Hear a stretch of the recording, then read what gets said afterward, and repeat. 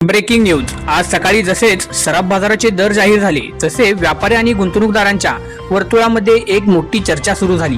गेल्या काही दिवसात आंतरराष्ट्रीय स्तरावर काही मोठ्या घडामोडी घडल्या आहेत। त्याचा थेट परिणाम आज भारतातील सोने आणि चांदीच्या दरावर स्पष्टपणे दिसत आहे। रशियाकडून मिळालेल्या सवलतीच्या पुरवठ्याबाबतचे संकेत असोत किंवा अमेरिकेच्या सर्वोच्च न्यायालयाकडून आलेला अनपेक्षित निर्णय असो, या सगळ्या घटकांनी बाजारामध्ये मोठी अनिश्चितता निर्माण केली आहे। त्यामुळे आजचे दर पाहून सर्वसामान्य खरेदीदार आणि गुंतवणूकदार दोघेही संभ्रमात पडले आहेत की नेमकं बाजारात चाललं तरी काय आहे। आज सोने चांदी कोणती नवी दिशा घेतली आहे, तर सर्वसामान्यांच्या आवाक्याबाहेर गेले आहेत का, की गुंतवणूकदारांसाठी ही मोठी संधी तयार होत आहे। या मागची खरी कारणे काय आहेत नेमकी, सर्व आपण स्पष्टपणे जाणून घेऊया।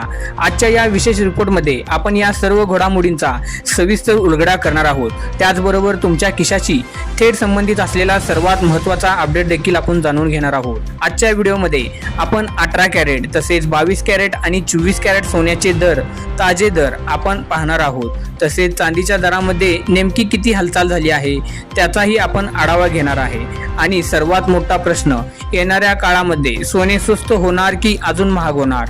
लग्न सराईच्या हंगामामध्ये खरेदी करणं योग्य आहे की थोडी प्रतीक्षा करणं योग्य आहे, या सर्व मुद्द्यावर आपण सविस्तर चर्चा करणार आहोत। मित्रांनो, जर तुम्ही अजूनही आपल्या AN मराठी चॅनलला सबस्क्राईब केलं नसेल तर आत्ताच सबस्क्राईब करा आणि बेल आयकॉन दाबायला विसरू नका, कारण सोने आणि चांदी बाजारातील विश्वासासह सर्व रोजचे अपडेट्स आपल्या सर्वप्रथम आपल्या चॅनलवरती पाहण्यासाठी आपल्या चॅनलला लाईक व सबस्क्राईब करा।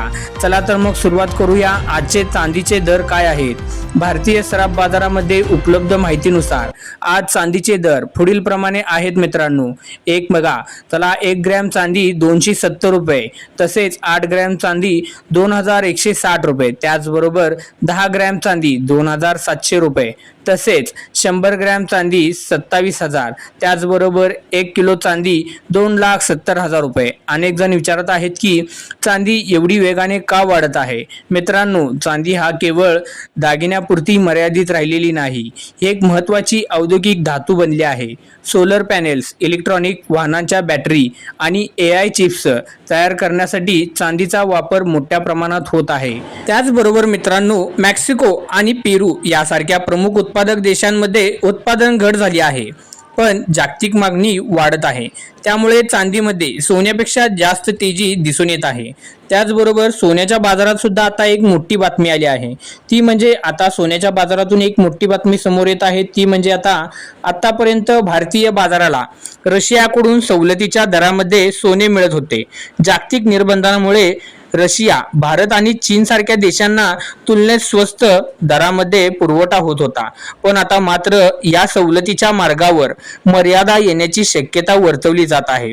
जर हा सवलतीचा पुरवठा थांबला तर भारताला आंतरराष्ट्रीय दराने सोने आयात करावे लागेल। याचा अर्थ स्थानिक बाजारातील दर थेट जागतिक दरांशी जोडले जाणार आहेत।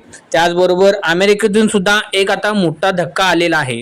तो म्हणजे दरम्यान अमेरिकेतून देखील एक महत्त्वाची बातमी आली आहे। ती म्हणजे supreme court of the United state यांनी काही आयात शुल्क निर्णयावर स्थगिती दिली आहे। जेव्हा युनायटेड स्टेट सारख्या मोठ्या अर्थव्यवस्थेत अशा प्रकारची अनिश्चितता निर्माण होतात, तेव्हा डॉलरमध्ये चढ उतार होतो। डॉलर कमकुवत झाला की गुंतवणूकदार सुरक्षित पर्याय म्हणून सोन्याकडे वळतात।